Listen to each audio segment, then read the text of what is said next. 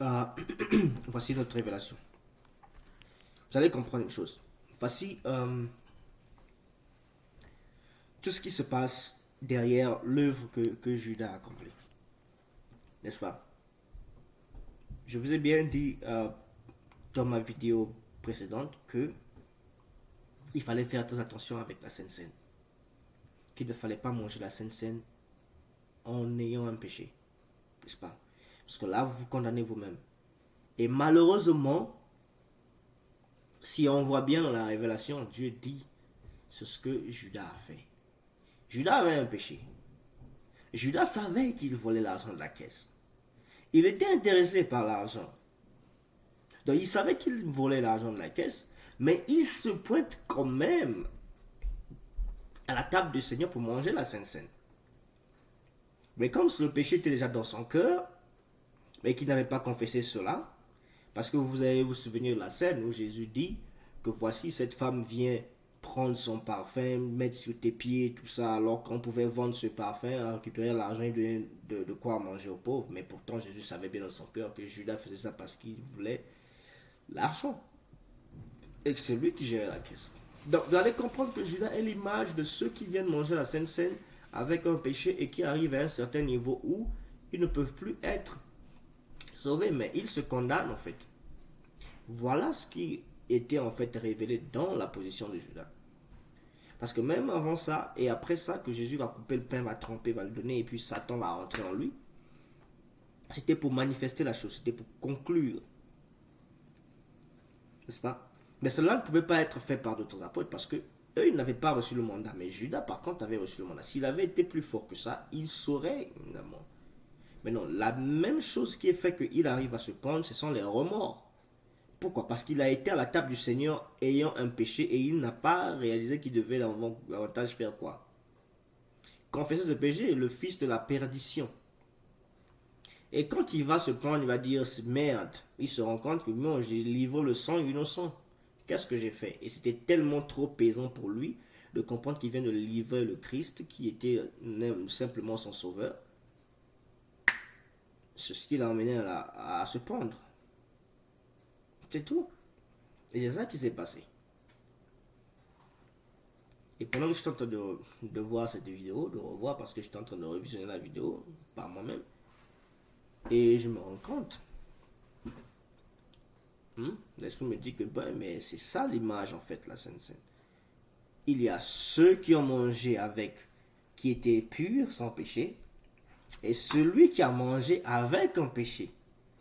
Donc du coup, il y a une différence entre les deux. Ceux qui ont mangé sans péché, qui ont confessé leur péché, ce sont ceux-là qui ont eu accès à la vie éternelle et qui ont continué l'œuvre de Dieu. Mais celui qui a mangé avec son péché et qui a donné une porte à Satan, c'est ce qui est fait qu'il se retrouve à la perdition et à la condamnation. Deux types de chrétiens. 11 apôtres qui respectent la parole, qui demandent pardon pour leurs péchés, et un, l'image d'un seul qui est rebelle et qui se pointe quand même à la table du Seigneur pour manger. Et après, il arrive à la perdition. Mais Jésus dit malheur à celui-là. Il savait pourquoi il disait malheur à celui-là. Paul, qui n'était même pas là, avait reçu la révélation. Et plus tard, c'est lui qui vient révéler aux autres que cette action de Sainte Seine, si vous le prenez, ce repas accompli avec un péché, vous crucifiez le Christ pour une deuxième fois et c'est votre condamnation. À l'heure où je vous parle, il y a des choses qui se passent. Quand j'arrive, par exemple, dans une assemblée, je vois les gens prendre. Mais c'est des gens parfois qui ne sont pas vrais dans dans leur comportement, qui ne sont pas vrais dans ce qu'ils font. Ils savent qu'ils sont dans le faux. Ils viennent prendre la communion et après, demain, tu les retrouves le week-end, ils sont dans les boîtes de nuit. Je dis, je préfère rester calme, ne pas toucher à la Sainte Seine. Sachant que j'ai un péché, il faut que je règle cela d'abord avec mon Dieu, parce que j'ai ma relation personnelle avec lui, que d'arriver à un niveau où j'y vais. Parce que vous devez comprendre une chose, ça dit que ne vous mentez pas vous-même. Vous savez vous-même ce qui se passe dans vos vies. Il faut être vrai avec soi-même. Ne suivez pas la foulée. Non, ils sont trop chrétiens, ils sont vraiment spirituels, ils ont tellement de sainteté. Moi, je suis... Non, je dois leur montrer que moi aussi je suis saint et tout ça. Laissez tomber, vous allez tomber dans le même piège. Vous vous souvenez, il y a un épisode, il y a une scène où Jésus dit, regarde, des deux là, il y a quelqu'un qui dit qu'il reçoit bien ses lois, il respecte toutes les lois du Seigneur et il a fait sa prière à Dieu. Seigneur, avec arrogance bien sûr, je respecte tes lois, tes commandements, je les observe, je fais ce qui t'est agréable. Je suis fort, je ne pêche pas, je n'ai aucun péché. Je suis exempt de reproches. Et quelqu'un d'autre qui vient qui dit, Père, tu connais ma vie, tu connais mon cœur, tu sais que je suis sincère, mais je pêche. À chaque fois, donne-moi la force de ne plus pécher et d'y avancer. Et Jésus leur pose curieusement la question de savoir, de quel des deux la prière a-t-il été entendue et va être exaucée? Celui qui parle, qui révèle son cœur. L'autre se prend la tête par arrogance, disant qu'il respecte la loi. Qu'il respecte la loi et les commandements de Dieu. Mais quelqu'un d'autre qui reconnaît ses faiblesses et dit que j'ai besoin de force, j'ai besoin de toi, j'ai besoin de ta main pour pouvoir arriver à un niveau où je vais devenir simple, je vais devenir saint, où je vais résister au péché. C'est ça que vous devez comprendre. L'arrogance n'est pas bon. Maintenant, allons-y un peu vite sur un autre sujet. On parle du mysticisme. Maintenant, nous allons comprendre. Paul dit, vous qui, depuis, devrez être des maîtres, mais vous êtes encore des enfants spirituels, de telle sorte qu'on vous donne encore le premier rudiment, c'est-à-dire le lait spirituel des bébés. Les premiers rudiments sont les bases de la chrétienté.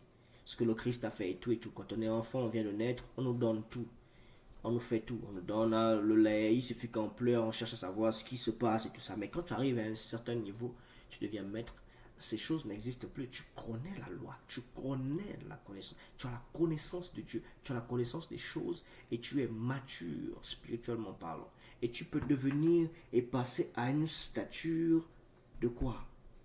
De fils à devenir ami de Dieu. L'ancienne alliance, les prophètes, toutes ces choses étaient des serviteurs de Dieu. Cette nouvelle alliance, la dispensation de la grâce, nous avons des fils de Dieu. Mais il faut comprendre que dans l'ancienne alliance également, Abraham était ami de Dieu. Après avoir passé l'étape de serviteur, Moïse a servi dans la maison de l'Éternel en tant que serviteur. Abraham arrivait à un niveau où il était ami de Dieu. Aujourd'hui, nous avons des fils de la révélation du Christ. Non pas des fils comme n'importe qui, mais des fils adoptifs. Paul dit que nous avons été adoptés par le biais de la mission de Christ. Nous sommes devenus donc des enfants adoptifs du Père. Maintenant, Jésus leur dit, je ne vous appelle plus serviteur, car le serviteur ne sait pas ce que son maître fait. Mais vous, vous avez connu de tout de moi, alors je vous appelle maintenant mes amis. N'est-ce pas? Donc on devient amis de Dieu. À un niveau où tu arrives à cette dispensation, quand tu arrives à ce degré d'être ami de Dieu, tu surpasses certaines étapes. À ce moment-là, si Dieu veut faire quelque chose de frapper, il peut t'avertir. Comme il a fait avec Abraham. Bon, je peux détruire Sodome et Gomorrhe. Abraham dit, mais Seigneur, il peut avoir au moins 2, 3. Tu fais ça au moins pour 10 justes. Tu ne peux pas détruire une ville parce qu'il y a des gens qui sont en train de promettre du péché à outrance. Mais au moins épargne la ville pour 10 justes. Mais si je compte 10 justes, je n'épargne pas. Vous comprenez? Donc, il y a une discussion qui est là-bas. Abraham intercède pour ceux qui vivent, pour les justes qui vivent dans la ville que Dieu veut détruire. Relation amicale. Tu intercèdes, tu parles, tu demandes à Dieu. À un certain niveau, il faut qu'on arrive là. Et c'est ça que Dieu veut. Dieu veut non seulement des enfants, mais aussi des amis. Tu arrives à un certain niveau où vous dialoguez. Il ne veut pas que vous restez à cette dimension inférieure des serviteurs, enfants, fils, mais il voulait que vous grandissez afin que vous arriviez à la stature parfaite de fils de Christ, d'où vous devenez quoi? Accompli. Et quand vous devenez accompli, vous devenez normalement des amis de Dieu. Mais je vous apprends que dans le royaume des cieux, après la résurrection et toutes ces choses, il est dit qu'on va juger des anges. Puis il y a des domaines qui vont être appelés. Ça dit que les livres seront ouverts. On pourra juger les anges par rapport à leur travail. Tu n'as pas bien travaillé. Pourquoi m'as-tu pas aidé en telle situation, Pourtant, tu as été assigné pour moi. Nous étions compagnons de service. Donc quand on reçoit des couronnes, on reçoit des récompenses par rapport à l'œuvre et au service que nous avons accompli ici sur terre. Et c'est ça le truc. Maintenant, la révélation aussi profonde, dans le sens bien profond de ce qu'elle est, c'est que nous allons rentrer un peu dans les profondeurs. Arrêtons d'être terre à terre. Le diacopé. Quand vous voulez rentrer dans une des sectes, on vous fait une cérémonie d'initiation. Et par là, on vous donne les rudiments, vous commencez, vous avancez. Mais par contre, les chrétiens n'arrivent pas à comprendre que leur initiation passe par la nouvelle naissance. C'est là où l'initiation part. Faire partir du royaume des cieux. C'est là où ça commence. Donc l'initiation du chrétien, première initiation, c'est le baptême d'eau. N'est-ce pas? La mort et la résurrection. C'est-à-dire qu'il faut vous tremper entièrement dans l'eau qui symbolise la mort, et quand on vous ressort, c'est la résurrection. C'est-à-dire l'ancienne vie est restée dans l'eau. Maintenant, vous êtes une nouvelle créature. Et c'est là que passe la nouvelle naissance. C'est pour cela que Jésus va dire à Timothée, non pas à Timothée, mais à ce docteur de la loi qui venait le voir pour lui dire que faut-il faire pour naître de nouveau, pour entrer dans le royaume des cieux.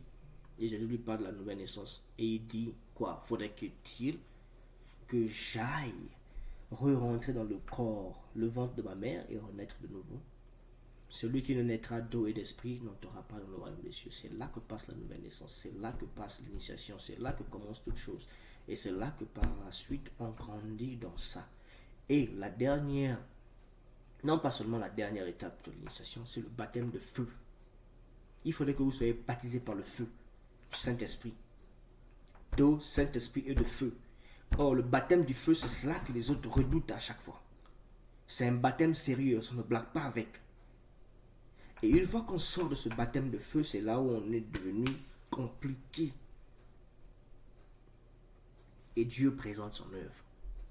Et ce baptême-là, ce processus de cette initiation se fait souvent dans les coulisses.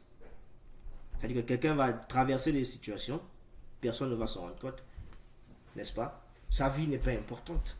Les gens n'arrivent pas à comprendre, sa vie n'est pas importante. Donc tout ce qui traverse lui dans les coulisses, personne ne sait. Et quand il sort et Dieu commence à l'utiliser, mais ils oublient, ils ne savent même pas que cette personne a traversé des étapes. Le feu, c'est pas la rigolade, c'est pas la joie, c'est des pleurs, c'est des cris. Seigneur, où es-tu? Que me fais-tu? Je n'arrive pas, ma chair n'arrive pas, ça brûle. Mais c'est pour la purification. Et c'est l'une des dernières étapes de l'initiation chrétienne. Dans les cérémonies, les rituels qu'ils font dans leur loge, là, chez les chrétiens, ça commence par la nouvelle naissance. Baptême. Première étape de l'initiation. N'est-ce pas? Saint-Esprit, deuxième étape. Troisième étape, c'est le feu. Quand il sort du feu, c'est fini. Ou une bonne fois, vas-y, annonce la parole à mon peuple. Jésus lui-même est passé par là, mais je pense bien. Comprenez les choses telles qu'elles sont. Et essayez de les comprendre. Que Dieu lui-même est esprit, il faut que celui qui l'adore en esprit et en vérité. Soyez vrai envers vous-même et soyez vrai envers Dieu. Comprenez les Écritures et vous allez comprendre le sens de la vie. Le reste, il n'y a que Dieu qui pourra nous aider à aller plus loin. N'est-ce pas?